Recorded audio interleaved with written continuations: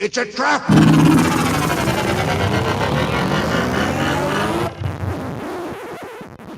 Oh, I'm sorry. Did I break your concentration?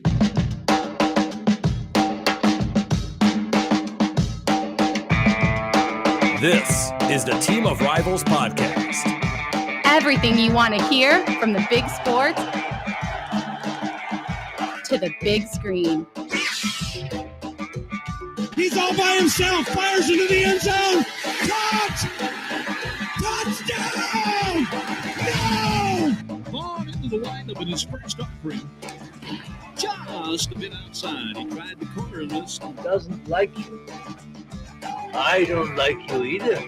Time winding down, Michael for three. Yes! She is gone! I don't believe what I just saw! Go crazy, folks! Go crazy! You believe in miracles? Yes!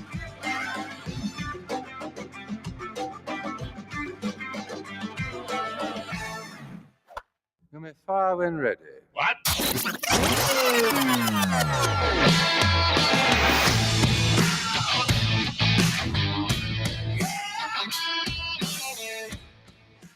Good evening, Cubs and Cardinals fans.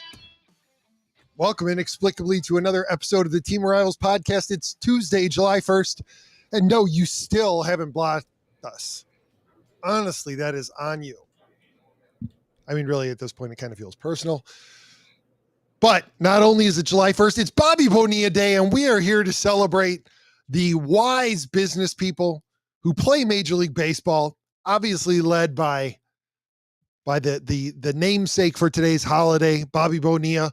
But also, let's give a shout out to Max Scherzer, Rafael Devers, Chris Davis, Manny Ramirez, Brett Saberhagen, and a new addition to Bobby Bonilla Day this year. We'll get into him in just a moment, but there's a new one who's added his name. Oh, and obviously, Shohei Ohtani will be joining these illustrious ranks in several years. But there's a new addition as of today who will be adding to the role, and he may take over the well, who are we kidding? It's always going to be Bobby Bonilla Day to us. You can follow us on social media at Team of Rivals Pod, where we post content with all the frequency and enthusiasm of a middle manager updating their LinkedIn.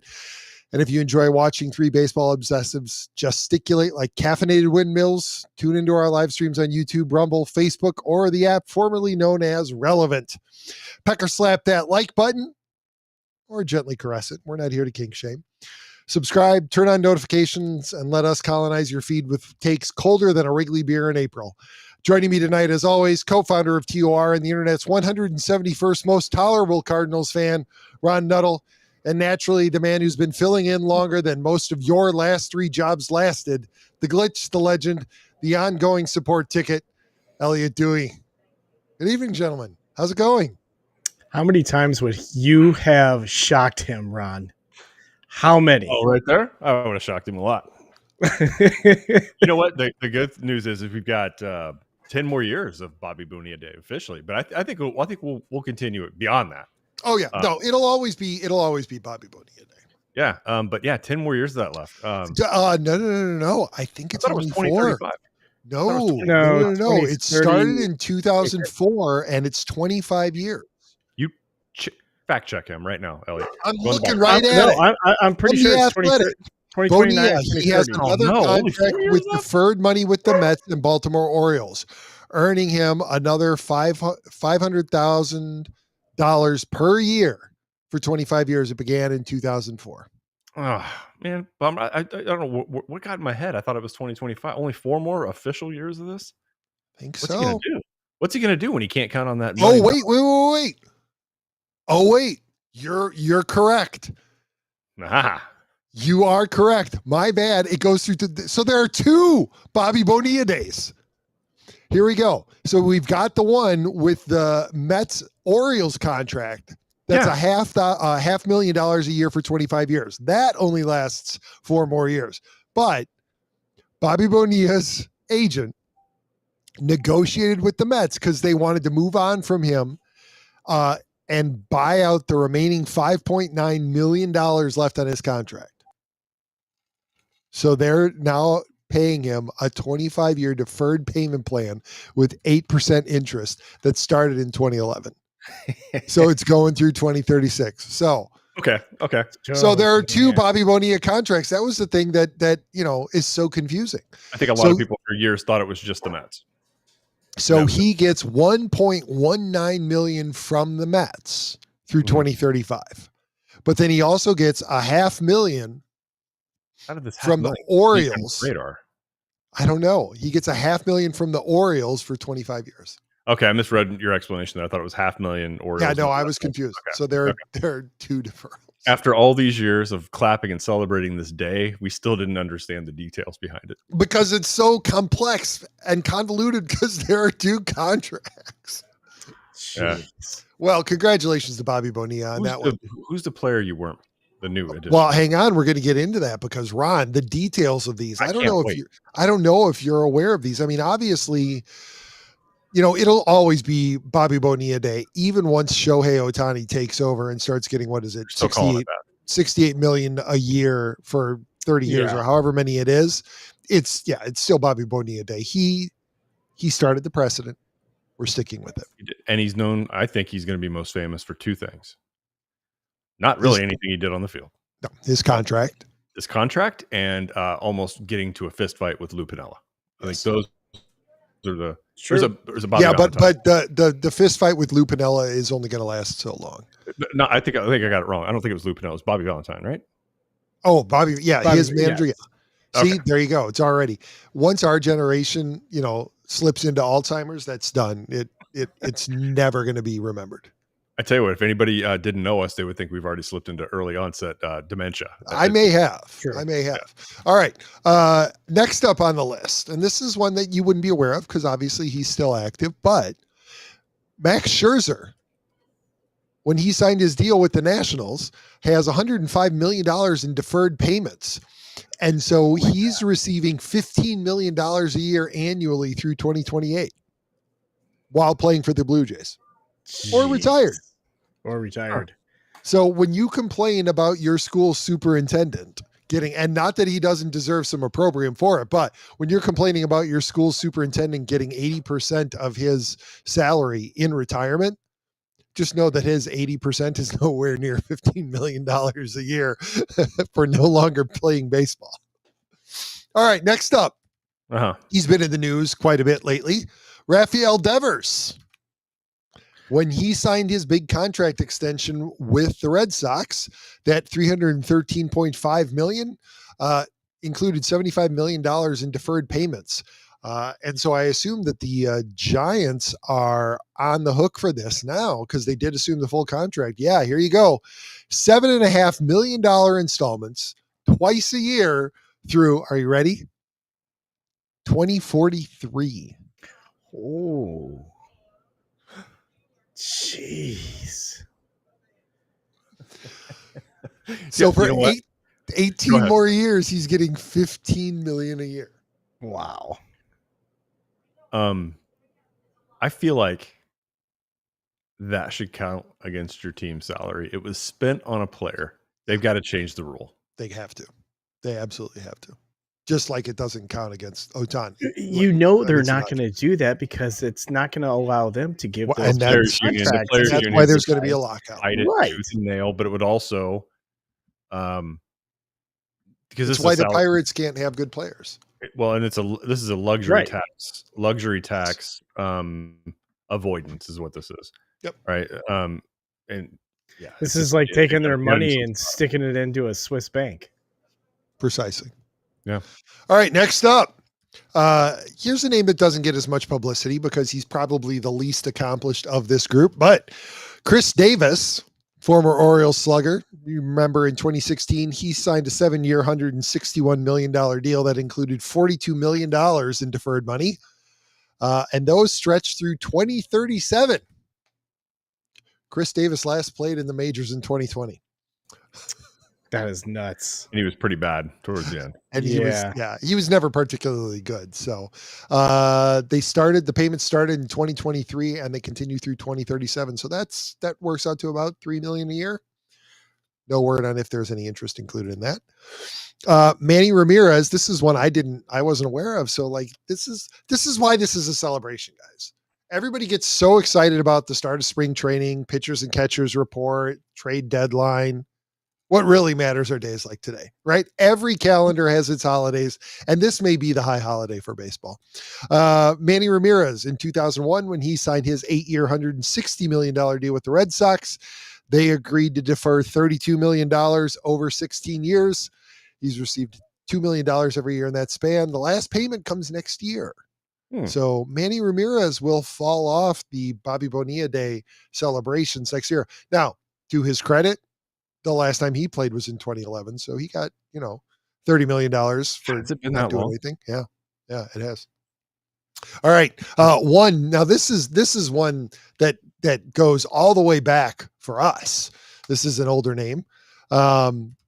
This player retired in 2001. Brett Saberhagen. I was wondering who the Royal was on the I was image you too. had generated. Brett Saber. Yeah, I know, because it looked like George Brett. I kind of thought the same thing, right? but I'm like, he retired in like 94. You pull it up. That totally looks like George Brett. Yeah, I thought it was. Okay. And obviously I put it back up, and now you should have an idea of who the newest edition is. But Brett Saberhagen retired in 2001, still receives $250,000 a year from the Mets, which started in 2004 and will last until 2029. So Brett's still getting, like superintendent money. Not bad. One player I wish was getting deferred money, but I don't think they are, because I don't think they're going to be on your list, Pete, and you might be done with it already. But Bartolo Colon, I wish. That'd be great. Way, Oh yeah, Big Sexy was still getting paid. He'd be the perfect one to celebrate after Bobby Bonilla. Oh hell yes, I wish he was taking over that mantle. All right, and finally, and this is actually not. I don't. Well, maybe it was. I don't know. Yeah, no, it must be. This must be his first year because it got added. Ryan Braun, former famous PED user for the Milwaukee Brewers, when he signed his extension in 2011, he received deferred payments, and he gets $1.8 million annually through 2031. Okay, so only a few more years. Yeah, so he's got like 6 more years. So not bad. But you always want to be aware anytime that there's an addition, although obviously he's been receiving it for a while now. But today was the first time I was aware of his addition to the list. Oh, and there is one more because officially today I am a free agent, and something that I found out yesterday that I was not aware of. That's going to help stretch this little bit of lack of income is that I found out the other day that I'll be receiving deferred payment, we'll call it, for unused vacation time during that's always nice. July 3rd. And the really great thing about it is that because of the nature of my job, I usually didn't take vacation during the year because there was no point in being on vacation when the kids were in session, because I needed to be there for clubs and events and all of that stuff. Right. So I had almost 5 weeks of vacation that went unused. Yeah. So, okay. So that'll carry me through a little bit longer than I expected. So here's to me joining the Bobby Bonilla crowd. Unfortunately, I don't think that it'll be coming back around next July 1st. But who knows? Maybe what I'll be doing by this time next year, maybe I'll be able to get those kind of bonus dollars that I know that Ron's pulling in. Oh, I don't know if you've seen the state of the economy. I don't think bonuses are going to be very rich for 2025. All right, so there it is, our Bobby Bonilla Day celebration to kick off this week's show. Obviously, we also alluded in the description to the trade deadline coming up at the end of the month. So, who's going first? You guys have got to be buyers. I mean, look, out of the two teams we've got here, like seriously, all seriousness, out of both of our clubs right now, Cubs are leading the pack in the Central.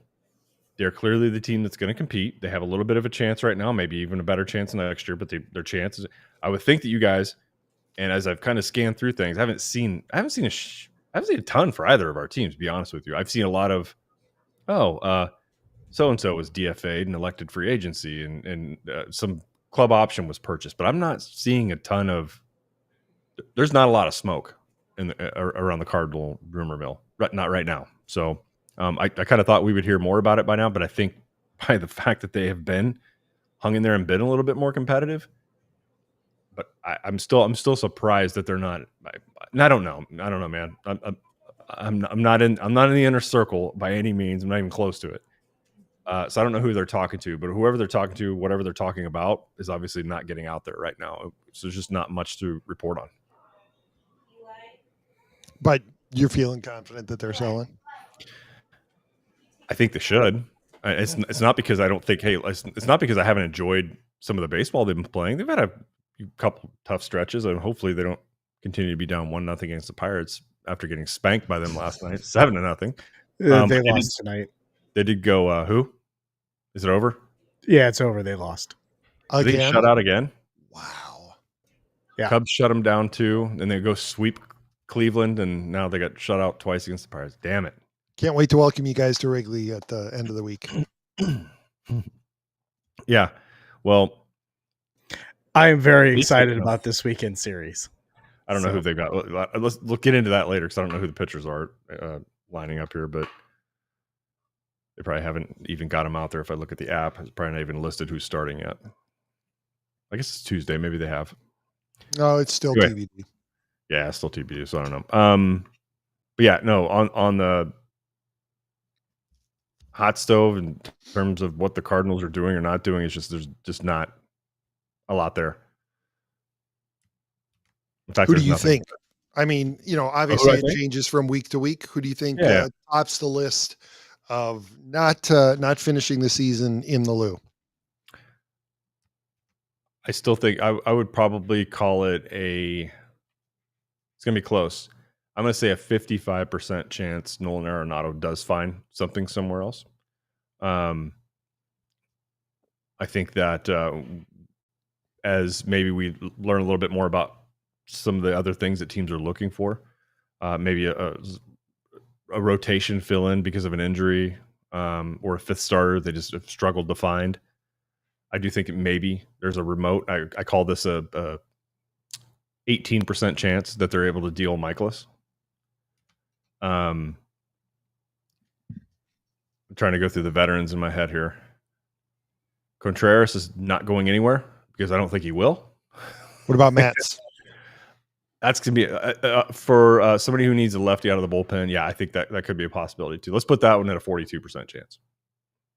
You think there's any chance that – I mean, they're in a tough spot, right? Because they're not out. In fact, right now they're in the third wild card spot, I believe. I think that's right.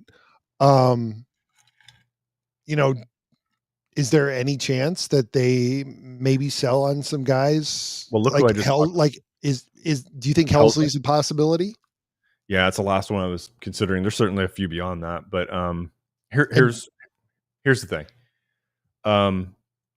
Helsley, I believe, is the only one that you might get some promising thing or two back in a deal. Michaelis, you're just trying to clear room for a young arm to get some time. Right. Same with Steven Matz. So they're not going to, I think, demand a whole hell of a lot in return. So maybe I'm underrating the chances. I'm rating them the way I am because, like, Miles Michaelis would put us over the top. Because I don't think anybody's thinking that way. All right, I'm going to throw one at you and see what you think. Do you think there's any chance that that the Cardinals sweeten the pot for another team in order to improve the quality of the prospects that they get back? Because obviously they're trading for a prospect. They're not trading for a veteran. They're not trading for somebody to make the team significantly better. Yeah. Do you think that maybe they sell low on a former hot prospect as a change of scenery, a change of scenery glow up, and put Jordan Walker on the trade block as part of a package in order to sweeten what they get back? I think that could be something that maybe it would still surprise me, but that's I think feasible. I still try to remember that kid's only 21 years old. Right. But yeah, I think given the his history with the Cardinals and the Cardinals' history with him up to this point, now he was just activated recently, a couple weeks ago, but he hasn't been seeing the field a lot. Well, and didn't he just go on the IL again for appendicitis? Oh, yeah, I think he did. And I think he's going to miss the Cubs series because of it. Well, look, if you look at their outfield right now, which has been probably the most reliable and stable outfield, even if we're only talking about a half year. It's been a while. When you do have Nootbaar, Burleson, Victor Scott, and at times Brendan Donovan can go out there too. I look at it, guys. I'm like, you can probably afford to put Jordan Walker in a package like that because he hasn't helped out a ton this year so far. So what are you missing, really? What you'll miss is seeing him start for next year's All-Star team in a uniform that's not yours, likely, because it's St. Louis dealing somebody away. Not just dealing somebody away, dealing an outfielder away. Right, yeah, true. So yeah, I mean, I think that's plausible, but I think because of his years control and his age and still the potential, if they still think it's there, I still feel like that's probably unlikely. I mean, obviously, like I think the point you're trying to make is if it's a prospect they covet enough, is that worth it for them? And it could be. It could put a deal like that over the top. So that's especially if you're already trading away somebody who might be able to, like Helsley or Arenado, especially the way that Arenado has been playing the first half of the season. Arenado should be able to draw somebody not bad. Helsley might be able to either get you a really solid prospect or a couple of mid-level prospects. But if you throw Jordan Walker in there, you might be able to demand, depending on the team, you might be able to demand one of their top 5 or 10 prospects. It's not a bad thought, and I wouldn't doubt that they probably kick ideas like that around about several players. If they're dealing Arenado, though, I got to think that maybe they hold on to Nolan Gorman to just let him get steady playing time and don't worry about the result this year and then judge it in the offseason. I could see that happening. Or I could also see Brendan Donovan can play damn near everywhere. I've never seen him pitch or catch, but he's played literally everywhere else. So he can always shift over the third too, and I think at least be an adequate fill-in. So I'm not worried about that necessarily. Look, all the guys we're talking about, Helsley might be the only one that truly like impacts the season in a deep way if you don't have him anymore. But the other guys we're talking about aren't going to. You could have a platoon, so to speak, at third base and probably get a similar-ish production that you would have gotten out of Arenado the way he's performed this year. You're certainly going to take a step down in defense, but how much is that really going to hurt you?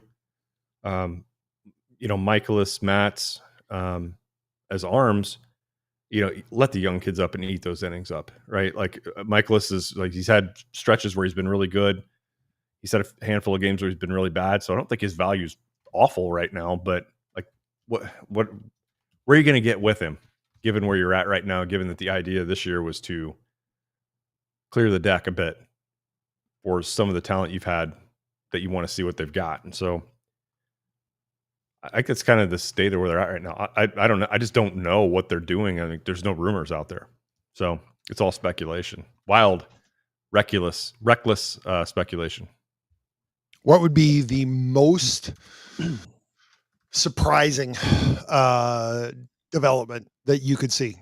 I mean, obviously we're pretty far out from the trade deadline, but what would surprise you the most? Them making a significant acquisition. That's like major league talent ready today or a known entity. That would surprise me the most because I think this is the farthest that they've ever been from potentially doing something like that. That would surprise me the most if they ended up, swinging a deal for, name the player. That's what would shock me the most. And don't say a veteran player who's at the end of their career, because yes, that's very much in their wheelhouse. I'm talking like a key acquisition, like a position player, middle of the order bat, a third baseman, like that would surprise me the most. Trading for actual major league talent. I don't think they're going to be in the buyer mode. Not in that sense. All right, E, you're in the hot seat. It's kind of, I'm sitting here thinking, and I'm like, God, it would be, they would never do it because the Cubs are looking for a bat and the position that makes the most sense is third base.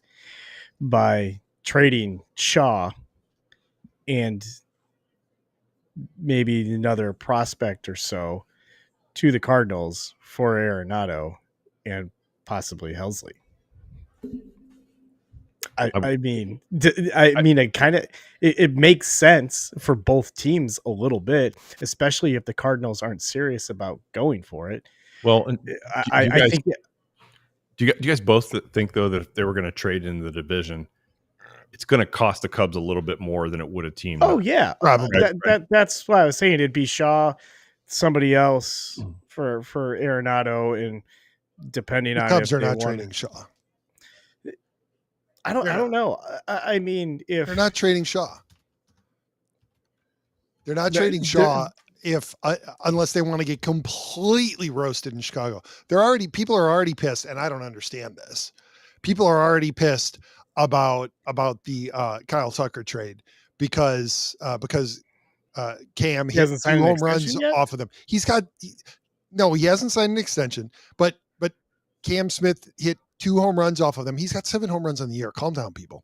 yeah, who cares? I mean, Kyle Tucker has 3 times as many home runs. You can't say that Houston won. Isn't Wisniewski on the he's on the DL. Isaac Paredes is hitting a ton of home runs in a stadium that was basically built for his swing. Yeah, exactly. So calm down. But after trading away Cam Smith, they're not trading away Matt Shaw. If anything, I do agree with you. I think third base is definitely on their radar. Well, and I think they're going to look for somebody who is in the final year or 2 of his contract. And that makes me. And the other one would be somebody like Eugenio Suarez with pronounce it right, because that's my hope. Eugenio. My hope. Eugenio Suarez with the Diamondbacks. Yes, and but not Zach him alone. Gallen. You pair him with either Zach Gallen or Merrill Kelly. All 3 of those players are in the last year of their contract. Yep. There would be a prospect cost. There You're probably looking at Owen Casey or Kevin Alcantara going, and then a pitcher at least. Right. And in that way, you probably don't have to give up Shaw in this case, because you are going to give up Owen Casey and possibly, Alcantara. You're not giving up on Shaw after half a year. No, you make this trade to buy him time. He would probably become your bench guy, and then you would see somebody get removed. Not John. You'd probably keep John Birdie because he's right. I don't know I don't know if Shaw gets removed. I think Shaw might get sent down to AAA. I don't know that Shaw gets relegated to the bench. He needs at bats. He needs to develop a more mature approach at the plate. And yes, I know that he was tearing it up at AAA before he got called back up, and he's struggling. But he's not going to develop if he's only getting 1 start a week. The only thing that which sucks is Birdie has been fine as a bench guy, but I think Brujan has been terrible, and I think they need to find a veteran bench guy to come in and take that spot. I know he's fast, but so is Birdie, and Birdie's kind of your throw the guy on, to in extra innings to run the bases sort of thing. I don't feel like you need 2 of them, because neither of them are hitting the cover off the ball. So I know you got a right, I know you got a left, but I think you need a veteran presence. And JT's not doing it either. I got to say, kudos to Elliott there for getting it right, unlike this famous drop. Not going to knock the ball off the cover. Not going to knock the ball off the cover. So this time he got it right. He got the cover off the ball this time. So Elliott. Yeah. Did you have that at your fingertip? I had it right at my fingertips. It's on the soundboard. Do you have like a whole bank? Because we have I do. Everybody's just slapping it back and forth. So yeah, I do. I'm all set. Have you not loaded all your sound pads on your Rodecaster? No, I haven't. I've underutilized. I've probably used about 15% of this thing's capability, and no, I don't have them all loaded up. Yeah, no, I have I have 3 pages of pre-hit or pre ones just for this show. I got the Lee Elia rant. We got the fan pick off. We got Ricky talking about Ricky. I think I've got Bud on here. A couple of Bud clips. See, well, that's good. Thank you. Thank you. Hey, what's thoughts? What? I mean, are you kind of in that same kind of mindset where? Yeah, I'm really kind of locked in on Arizona. I don't think there's been some smoke about Mitch Keller from the Pirates. I just don't see it. And the Cabrian Hayes kind of talk. I think that's not an improvement. It's not. You're getting the same player, somebody with. Cabrian Hayes' defense is arguably better than Shaw's, but his bat is bat's not the same. It's the same. You're not getting better. Yes. Yeah, John Jay bat. One could say John Jay souvenir bat. John Jay souvenir bat. All right. Tell me, on John Jay souvenir bat night, would it be like a pencil? If you did it to scale, right? Because on souvenir bat night, it's about this big. So if it's John Jay souvenir bat night, it's basically got to be like one of those baseball bat pencils, guys, right? We all, since we're all, at least Pete and I, since we're getting we're at the half century mark here essentially. I think my dementia has led me to believe that John Jay. But if I go back and watch a game from 2011, I'm wondering if it's just a normal bat, and somewhere in my brain over the years, something disconnected, got smaller and smaller. Well, no, he's such a little guy anyway that I think your brain kind of says it has to be a Paul Bunyan tail in reverse. Yeah, right, 100%.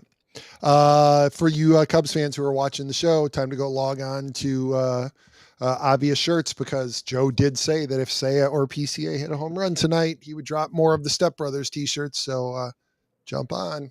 Oh, sweet. All right. The movie Step Brothers.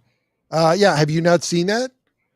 Pull that up for Ron. I will. I'll pull it up. I'll pull it up while you vamp for me, E. What else? I mean, obviously there's probably going to be some kind of move. There's for the bullpen, Marlins right? talk too, where they're looking at Marlins pitching. But I feel like they're asking too much for their starters. They always do that. And it's a little bit of a reclamation project. The Brewers will get the one you guys really want for like nothing. Right. Yeah, there's been a lot of talk about the Cubs being interested in Sandy Alcantara. Yep. But I don't know. Not that he wouldn't be great, but I just don't see it because I think the prospect cost is going to be too much. And I think I think you're right.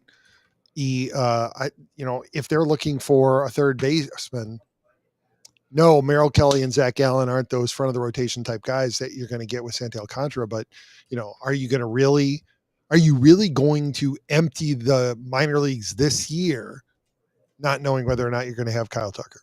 Right. And we talked about this last week, right? You don't get rid of Alcantara and Casey if you don't know what's happening in right field next year. And two of the three names you mentioned, Zach Gallen, Sandy Alcantara, are what the Cardinals gave up for Marcell Ozuna. Just to put that in fucking perspective.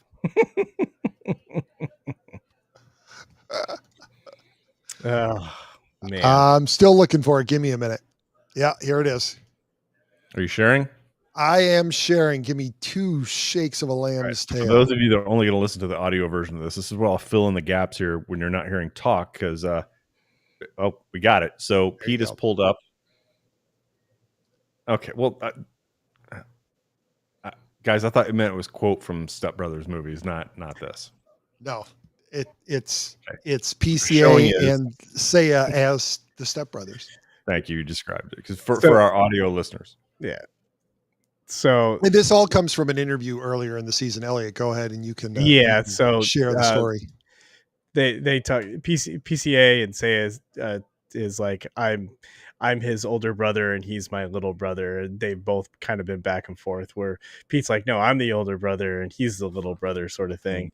Because on more than a couple occasions, they've both hit home runs in the same game.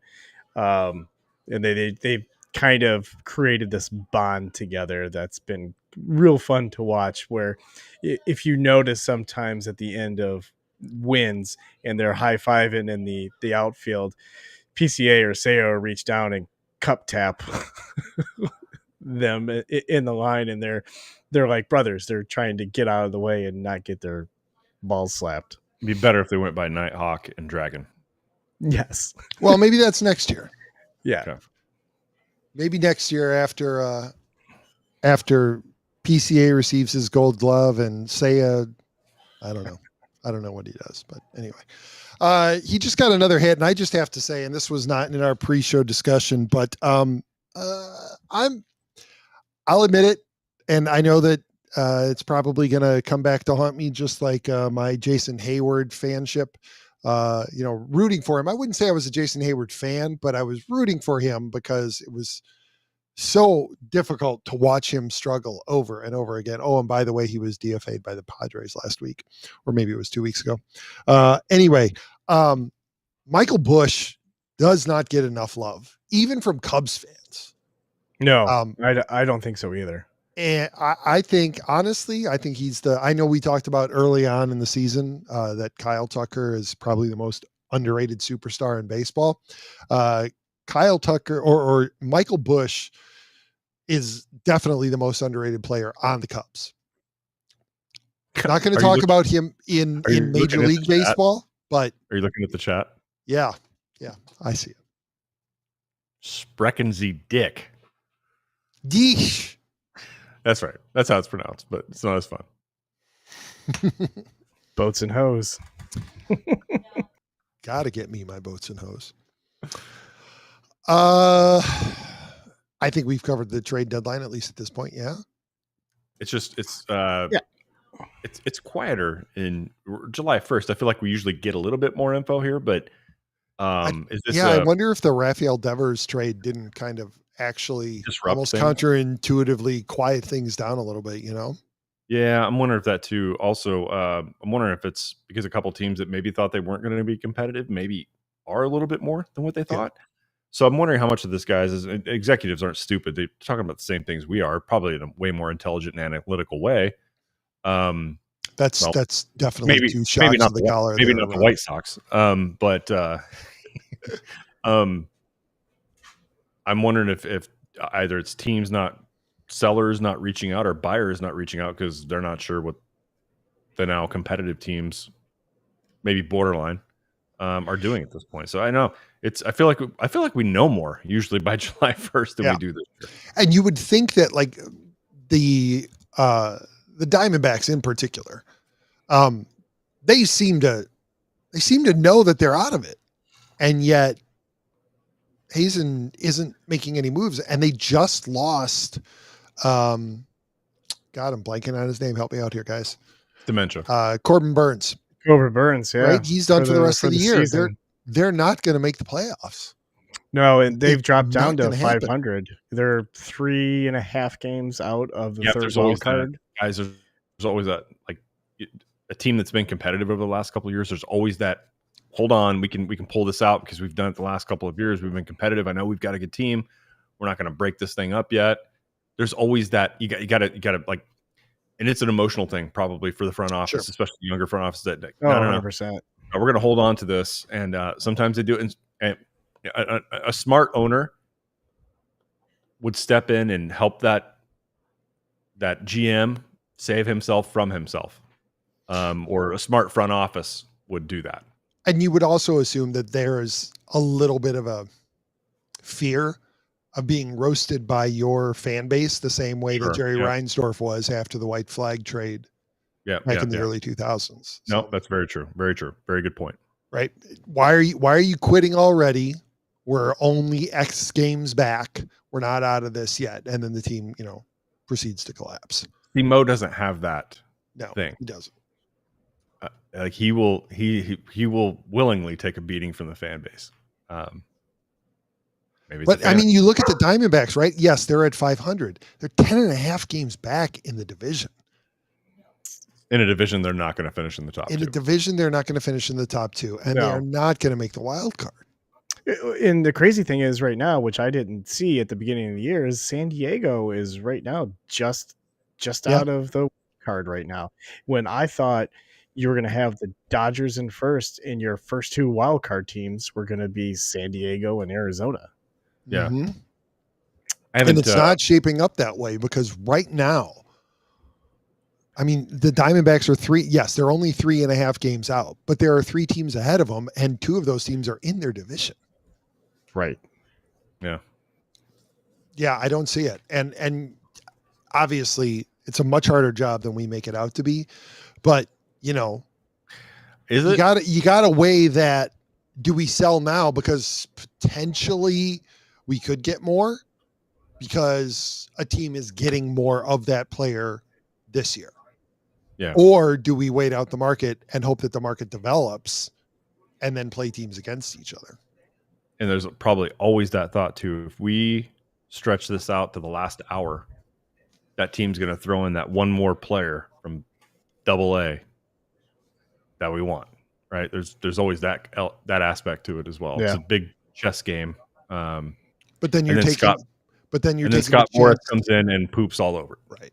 But then you're Yeah. also taking the chance, right? That team doesn't.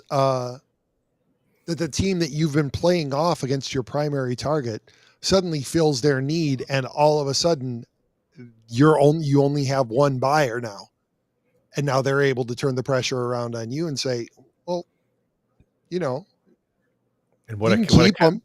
You can keep them and miss the playoffs. That game this is too, because you got to think, guys. Like, you don't think GMs call each other, right? What's he offering you? What's he offering you? Yeah, fuck him. You know, like. We've seen, but then Moneyball. how truthful is that information? Right? You don't know. Yeah. Right. Yeah. It's You a whole, don't. like, it's one intelligence agency working with another intelligence from another country, and like, yeah, we have a common enemy here, but are we really sharing everything? No. Yeah, exactly. Yeah. It's all right. Should we move on to why baseball sucks, Ron? no. Well, but maybe since it's to not lose all the baseball viewers, I'll save my minute till later because we don't want them to tune out. Okay. All right. So here we go. Ron shared this, and I had actually seen it. It had popped up, and I just didn't follow up on it. But this had popped up, so it's a longer clip. I'll go ahead. I'll drop the link in the description after we get off here, so you can watch the full thing. But it's 25 minutes of NBA legends talking about why the NBA now sucks. And as Ron said, holds a lot of similarities for Major League Baseball. So enjoy this first minute, and hopefully we don't get taken down because of it. If you watch the NBA, it has changed so much over the years. Dan, the rules are so relaxed. I go watch the game. There's no more creativity. There's no more imagination. We have basically robots running up and down the court. The physicality that was a part of the league. But if you know who you are, you should look at it as information. You can't hand check. You can't contest shots. Really heavily weighted right now with a 3-point shot. But Adam Silver was talking to the media. He acknowledged that television ratings have fallen on a cliff. But one of his lines was, listen to this, well, we're at the point where our social media audience is at the highest of any league. Yeah, congrats for crushing Twitter, IG, and TikTok. The NBA isn't just changing, it's dying. Once upon a time, the NBA was raw. It was personal. It was built on playground battles, trash talk, and a relentless hunger to prove you belong. There wasn't many free layups, and there was nobody helping you up off the ground. But now, the game feels like it's being played in a science lab instead of on the streets. Numbers run the league. Analytics say mid-range is bad, defense is optional, and the best offense is just chucking threes. Once a battleground for the toughest, most relentless athletes, today's NBA feels more like a luxury sport. One where only the wealthy can afford to make it, and where passion is taking a backseat to analytics. Boy, does that not sound like Major League Baseball in 2025, right? Passion is taking a backseat to analytics. Oh my God. Yeah. I mean, no, that's why I flipped it over to you guys when I was watching it. I'm like, wow, this is, so many parallels. It goes beyond, and I get it, right? If you're adverse to numbers or analytics, you're a dinosaur and the game moves on. I had somebody tell me once that, by trying to hit balls in the air more often, it's just math. Well, there's your problem. You just stated it. When you say it's just math, you tune a lot of people out because nobody's buying yeah. tickets to watch math. Nobody's subscribing to things to watch math. That's boring shit. There needs to be a story with every team, every league, and I know, look, we're probably doing what other generations did when we started watching MTV, but or when younger generations started downloading music instead of buying the physical media. Like, we all rail against new things. I get it. I don't think this is one of those. I agree. And I'll make this point and then I'll let you continue on, Ron. Sports are different, right? Adoption of new technologies. I can understand why people don't want to let go of that, right? Because you get used to what you know. But I think sports are different, and that's what makes them so magical, especially in the United States, is it's something that's passed down from generation to generation. And the perfect example of that, and where things have gotten broken in the last 20 years, I would say, is my grandpa, who was 40, 50 years older than me, loved to watch Scottie Pippen play basketball. Loved him. His absolute favorite player, loved watching him. I don't want to watch Steph Curry throw up threes. I don't want to watch LeBron James run through people, take 5 steps to the basket, and not get called for traveling, carrying the ball, or a foul. I'm not interested in the NBA anymore. And I think that that's the difference, right? Is that the game has changed so much that you don't have the longevity of the generations still interested in the NBA, and it's starting to happen with baseball now. Well, and I go back to my word stories. Like, every team, every league, every player, if there's not a compelling story to watch to draw you in, look, there's something to be said for just pure love of the sport, just walking into any game and enjoying it. But a lot of people need an emotional investment in something. So if a story's not there, where's the emotional investment in it? And I get it. There are people that just like pure competition, no matter what it is, and they'll walk into a team, watch 2 teams compete against each other that he has no affiliation to, from past or whatever, and they can enjoy that. And I respect that about certain people. But if there's not that emotional anchor to things, I don't know how I continue, and that's what I've lost a little bit with baseball, right? That I don't have that connection to my past with it as much as I did when we started doing this, Pete. A little bit of that's lost. And in terms of basketball, which is a clip you just played, yeah, I mean, I'm right there with you, man. Look, it's not about the players; it's the way the game is being played. And that's a mistake many people, if they just heard a snippet of what you or I just said, they'd be like, oh, well, you're that guy. Or no, I'm not that guy. I don't enjoy the way the game's being played today. It's not fun for me to watch. It doesn't matter about the players. It's the way the game's being played is what we have an issue with. And so I think that's why we kind of feel the way we feel. And Elliott hasn't spoke on this yet, so I'll shut up and give you room. Yeah, I mean, the last, I'd say 4 or 5 years, I totally agree. There's been a change this year, especially with this Cubs team, because they run. They play great defense.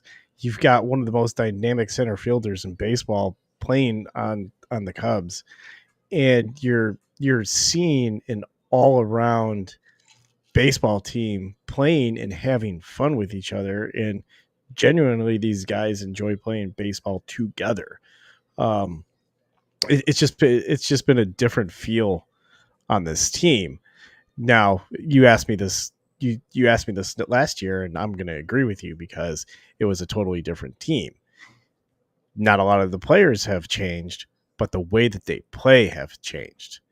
So I see Pete kind of shaking his head, agreeing a little bit. So I have to assume you kind of feel the same way with the way that this team has played this year. It feels like yesteryear baseball that they're playing. I would say the exact same thing about the Cardinals, and it's been a surprise. It's been a little bit of a pleasant surprise. Like, I'm totally with you on that. Like, there has to be an entertainment value to all of this, like especially to call them, like, I don't want to say novice fans. I hate saying that word because it sounds like they don't know what they're watching. But I'd say like definitely not as invested as we have been emotionally in the sport. But if you can play entertaining games, no matter what sport you're playing in, and there's story behind it, it's so much better, right? And just go back to the days where, I don't know why just Jeffrey Leonard one flap down popped in my head, but when you have things like that happen, like those mean something. And there was, for a while here, we've seen such a lack of it that it's, just hasn't been as much fun. Yep. And not that I'm calling for this specifically, but things like brawls in baseball. And you never see those anymore. And I get that. And I'm not, because obviously there's a potential for players getting hurt and you don't want to see that, but it added something extra to the game and it added something extra to the rivalries. And you just don't see it anymore. Now, when somebody's unhappy, 99 times out of 100, the bench is clear and nothing happens. And it doesn't add anything to it. It doesn't heighten the rivalry between two teams. And then baseball also screws it up by having the Cubs and the Cardinals have their first series of the year halfway through the season on a Monday night. So it's almost like baseball kind of doesn't know what they're doing. And my fear is that they're going to mistakenly follow the NBA's lead and start focusing on social media. Like, I'm sorry. I know everybody loves Adam Silver. The guy's an idiot and a dick. He's completely sold his soul to China and has allowed the Chinese to dictate what the NBA does rather than focusing on putting an enjoyable product out on the court. And I just hope that doesn't happen with Major League Baseball, where they make that kind of foolish mistake to try to cater to, in this case, another Eastern market, Japan. And they don't try to change the game to get Japanese fans more interested in it. Japanese fans are fans of baseball, but they play a different game in Japan, and let it be that, and let our game be a curiosity for them. Don't try to get our game to match Japan. And I'm not saying that they're doing that now, but that would be my fear. No, I think it's a good point. I think it's valid to say. And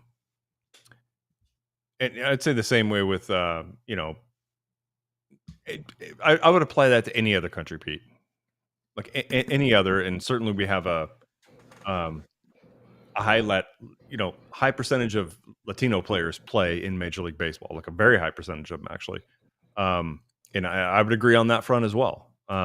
Baseball is what it should be for America. I should have just said America. That would have put me right in that. There was a romanticism about the game, and I think another thing that why you don't see brawls like you did, 20 years ago, is because it's just player movement. Like, chances are you're brawling against a team where you've played with 5 or 6 players on that squad before, because players just move around so much. I think it's another thing that's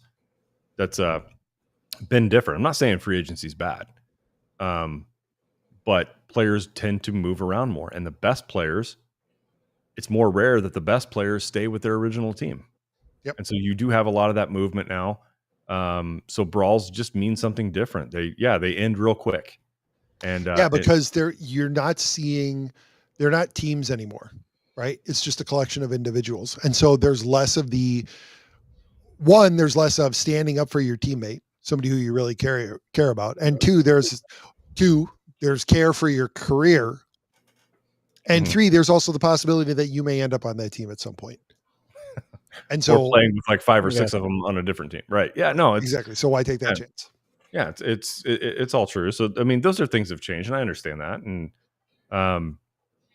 but also there are fewer opportunities to instigate a brawl, right? You don't see, you didn't see quick warnings like you do nowadays, right? Where players even get warned for not doing anything.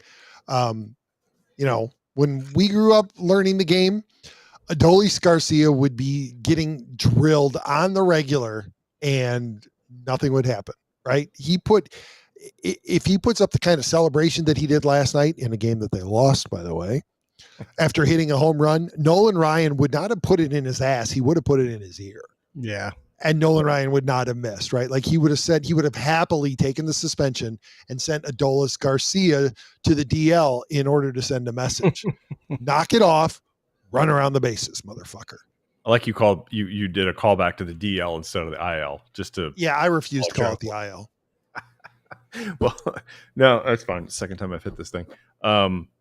Yeah, well, just getting back to the, because this story was obviously NBA related, and like my interest in that sport fell off a long, long time ago, and 2000s, early 2000s. It's hard for me to recall when it did, but it's just I've given it a fair shot, like I have other things, and I've tried to watch a game or a high tension game, right? Like obviously not a Bulls game because they haven't been in it for probably since Elliott was talking about early 2000s. It seems like, but well, there was the couple of D Rose. That was probably the last time I was interested in basketball was the Derrick Rose, Joakim Noah teams. Yes. But the other thing I think about basketball, where I was going with it, I'm just cut right to it, and that is the super teams that happened for a little while too. That was a joke, players all of a sudden, with, like LeBron being able to kind of handpick a super team, or the Miami Heat, Brooklyn Nets when they tried to do it, and that's the Dodgers. It is, and there's nothing interesting about that except for Dodgers fans. No, to me, it's like I look at the Heat when they won those championships. Piss off every fan in Florida, fine, whatever. But look, that was a purchased championship. You bought that. I wonder about this. How much actual affection do Dodgers or Lakers or Heat fan or whatever feel for the players on their team? Because yes, you enjoy winning and you enjoy the championship and everything, but are there any players on there that you really care about? One, because there are so many players to choose from. Like, what's the point, right? If you're a Dodgers fan, who are you rooting for? Shohei Ohtani, Yoshinobu Yamamoto, Freddie Freeman, Mookie Betts. Like, you can go down the list. Who's your favorite player? In the 80s, if you were a Cubs fan, it was either Mark Grace, Ryan Sandberg, Andre Dawson, or Rick Sutcliffe. And that was pretty much it. Right? Yeah, you might celebrate when Sean Dunston got a game-winning hit or uncorked a crazy throw.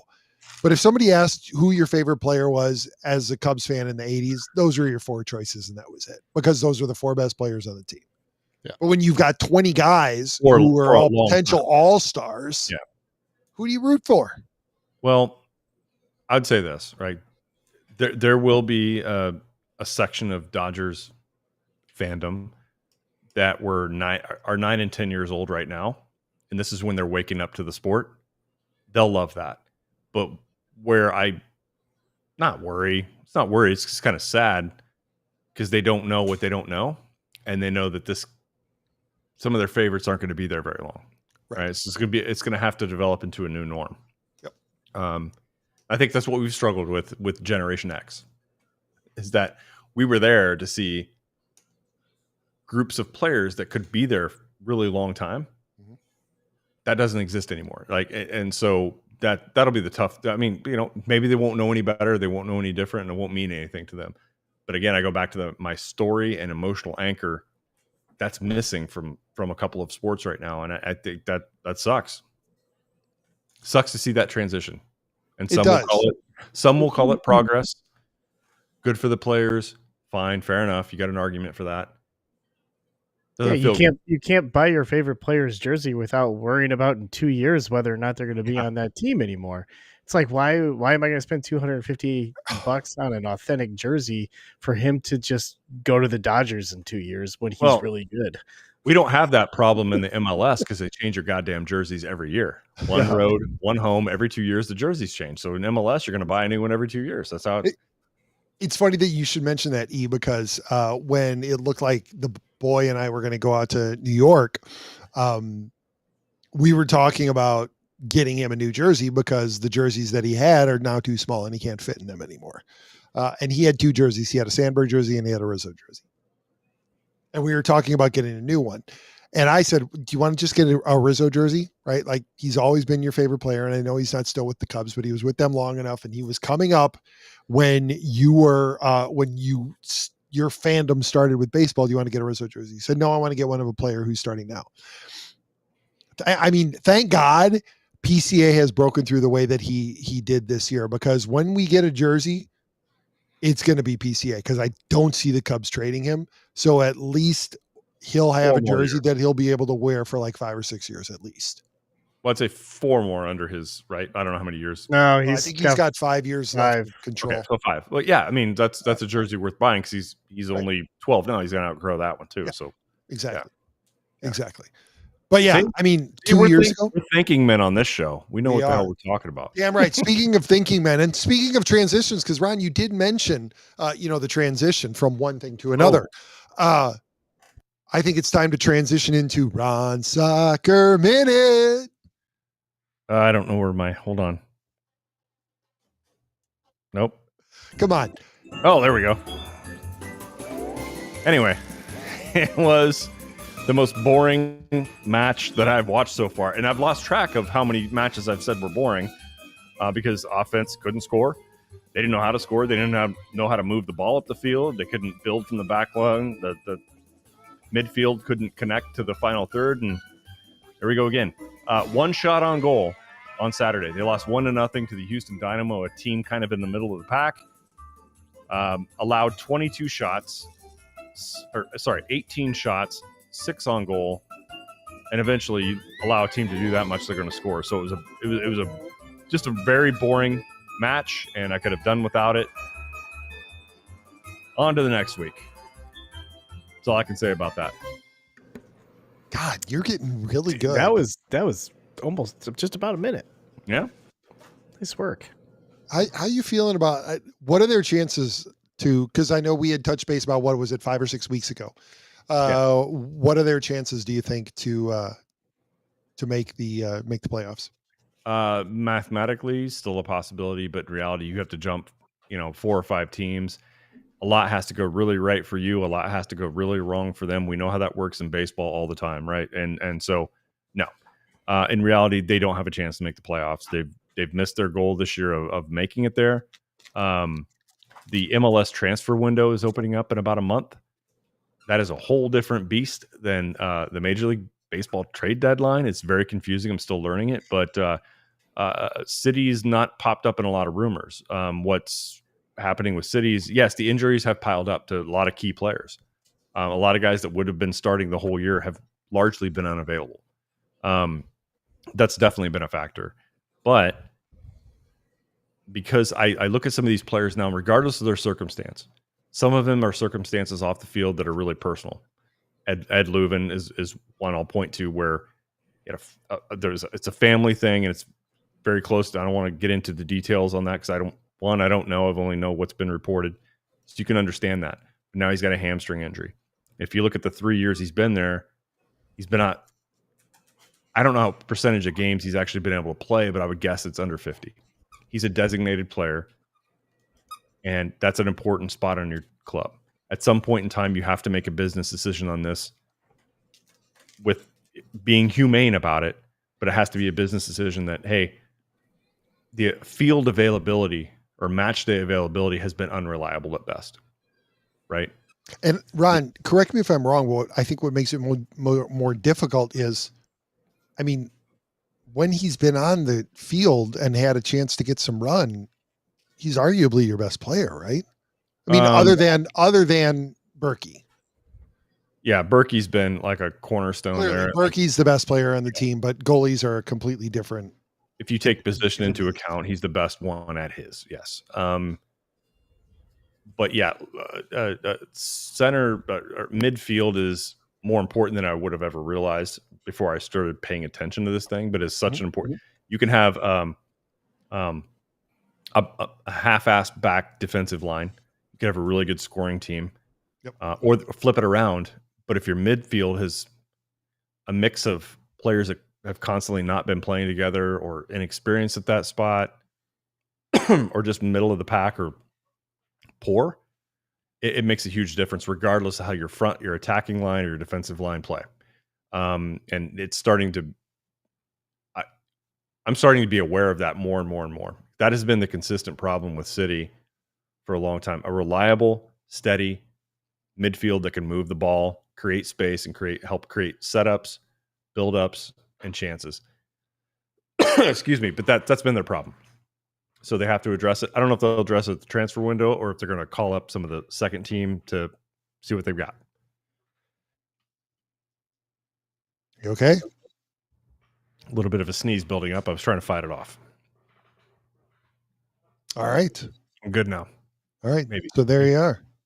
Did we miss anything this week, boys? No Bears news. I don't think so. No Bears news. Nope. They are off. We're what, 10 weeks away from the start of the season. Yep. And I think their first practices start like on the 22nd or something like that of this month. Yeah, it's the third or fourth week of July. So and then their first soon. preseason game is August 7th. So 4.5 weeks from now. We do have Cardinals Cubs this 4th of July weekend. Yeah, Duke, you're in the Wrigley. chat. We know you're watching the show. You're on next week, Tuesday. Block yourself out from like 8 to 10 o'clock because we don't know when we're going to jump on here. It's going to be somewhere between 8 and 9. Well, yeah, we don't know. We don't plan this stuff. Yeah, we just do it. City players. And I know we are talking about probables. I think it's going to go. I mean, they'll face Boyd at some point, won't they? Yeah, it'll be Boyd. No, it'll be Tyon, Ray, and Boyd. I have to say, right? This will be my last point. For all of the Cubs fans who are all worried about Jed Hoyer's ability to make the right move at the trade deadline, the same way that they were stressed about his ability to make the right move in the offseason. Matthew Boyd, Colin Ray, Drew Pomeranz, and Chris Flexen. Pomeranz. Those four have kind of worked out. For all of you who are like, these are our off-season signings, they've worked out. They have absolutely worked out. Sorry, Matthew Boyd has been incredible. Pomeranz and Flexen have been really, really good. Pomeranz still with his 0 ERA. Right. Chris Ray has been good enough to have justified his signing. So calm down. Jed Hoyer is better than you give him credit for. If you're going to be pissed at anybody, you need to be pissed at Tom. And I will say this. This is the last thing I'm going to say. The Cubs lose the Kyle Tucker trade if they don't extend Kyle Tucker. That's the only way they lose the Kyle Tucker trade. If it's a one and done, regardless of what happens, if the Cubs win the World Series this year and then Kyle Tucker walks, the Cubs have lost the trade. I'll say that right now. So, Ron, you're going to want to go ahead and mark that tape because I know you'll bring it back. I've got it. All right. Anything else, boys? No, I think we've done it. We've overdone it. All good. Yep. All right. I'm going to, one final thing before I read us out. I'm going to admit a little bit of defeat. I don't know if we'll do it next week. If we'll do it in 2 weeks. But, I have a lot of time on my hands. And finally, somebody that I trust even more than you two has been in my ear. So here's what I'm going to do. Ron, you're going to have to give me your login because I'm not paying for it. But I will get caught up on Andor so that we can talk about it. My God. Don't tease us like this. My God. Don't tease us like this. I am happy to hand that over to you. So since we're going to have Duke on next week, we'll touch base with him. Fair warning for the baseball fans. There's going to be nerd talk either next week or the week after. If Duke wants to be a part of it, I'll prioritize it over the next week and I'll get caught up. But definitely, if not on the 8th, by the 15th, Okay. we will have Andor talk. So I will refresh myself.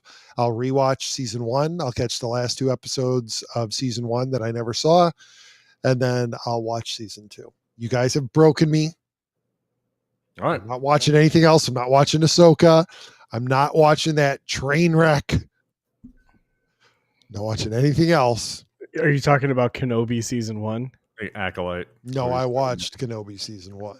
You know they're just getting close to shooting season 2, right?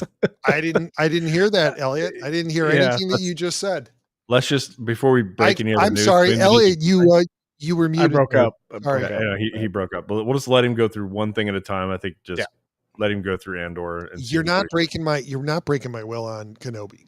Season 1 was a dung heap. Why would I have any faith in season 2? See, you can't even make the argument. I gave you an opportunity. You couldn't do it. And with that, for reasons unknown even to science, you found any of this remotely enjoyable, feel free to leave a comment, tap subscribe, and through what we can only assume is user error, leave us a 5-star review, because apparently it helps. Although, frankly, we remain skeptical. Reviews just haven't helped. And look, if you're going to leave a 4 or a 3-star review, just don't. Just don't. Nobody wants to hear it.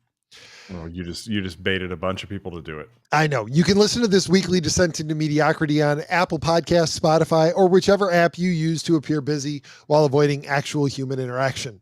We also stream live on X, Rumble, Facebook, and YouTube, because nothing screams well-adjusted adult like 3 grown men arguing about baseball on the internet. Or watching it in real time, just like you're doing now. Elliot is on X at TOR_Elliot, where he posts sporadically while clinging to the role of guest host like it's a family heirloom. Ron is at whatever. I want to point a fact out here. One of our first ratings that we got on iTunes was from your father. Yeah, from your father, and he gave us a 4. Oh man, that's my dad. That's my dad. He gave us a 4. Can he go back in and update it, please? You know what? The boy and I are going to see him this weekend. I will. I'll get in his ear. We've gotten marginally better over 9 years. We have. If you catch Ron on X, you'll see that he's confidently undervaluing Cardinals prospects and catastrophizing every 9th inning decision since John Mozeliak donned his first bow tie. And finally, should you wish to occasionally subject yourself to further nonsense, we're on all the usual social platforms at Team of Rivals Pod. Or if you're a fan of vintage tech and disappointment, you can email us. Well, let's be honest, you can email me at teamofrivalspodcast@gmail.com. Yes, it still works. No, we don't know why either. And with that, gentlemen, it's been fun. Have a great week. Happy 4th of July. Happy Bobby Bonilla Day. And we will see you all next week.